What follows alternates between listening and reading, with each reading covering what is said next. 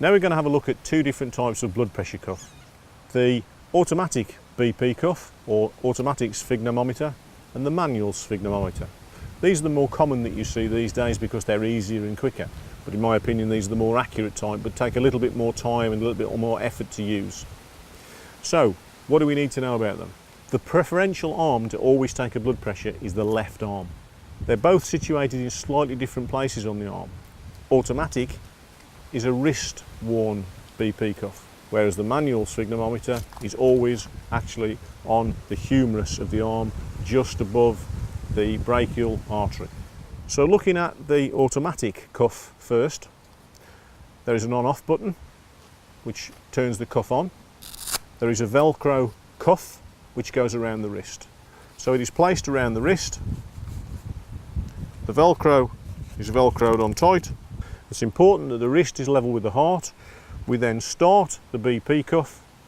It automatically pumps up a little bladder inside the wrist cuff, which cuts off the blood supply, and then it releases it very gradually, and eventually it will release totally and give you a reading on the screen. The top reading, the highest number, is always the systolic. The bottom reading, the lowest number, is always the diastolic. And the gap between the two pressures is your pulse pressure, or in other words, the pressure the heart squeezes every time it beats.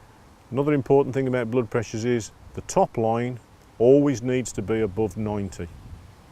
So, using a manual sphygmometer, a little bit more complex, but again, in my opinion, far more accurate.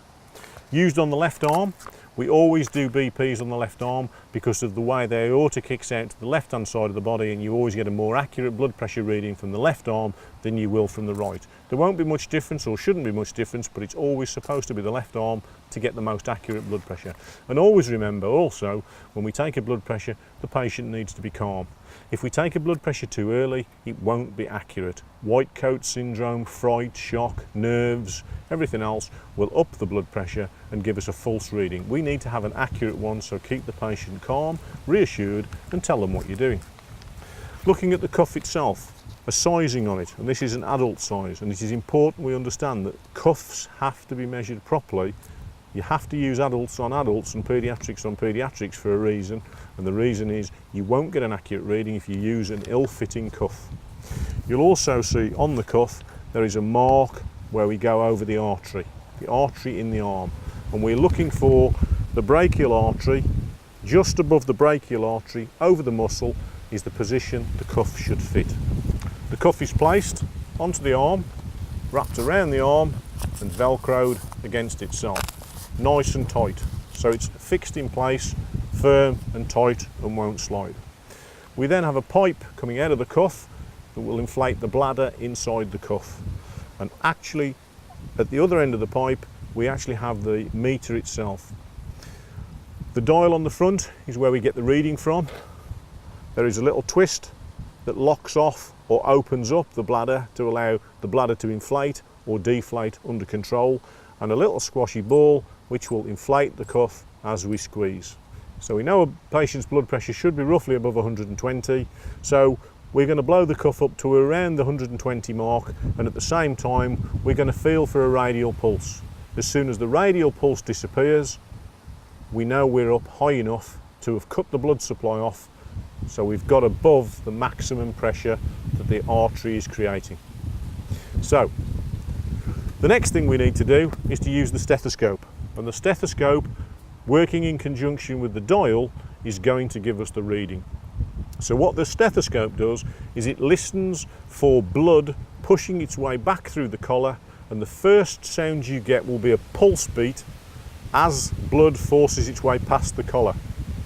That first pulse beat coincides with the first bounce on the needle of the sphygmometer, and when you compare the beat and the needle bounce, that is your top line.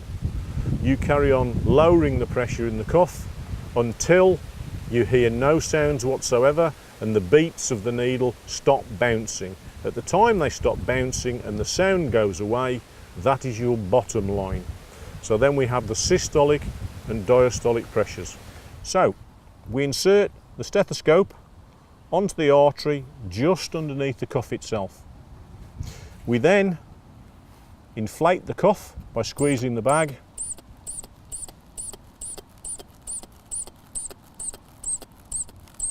until we cut off blood supply and the artery is blocked off completely. Taking care not to bang the pipes, otherwise you'll get a false reading through the cuff itself. We then release the pressure gradually and allow the needle to fall and listen for the first bump, giving us a pressure of 120/80. Perfect blood pressure, but I wouldn't have expected anything other.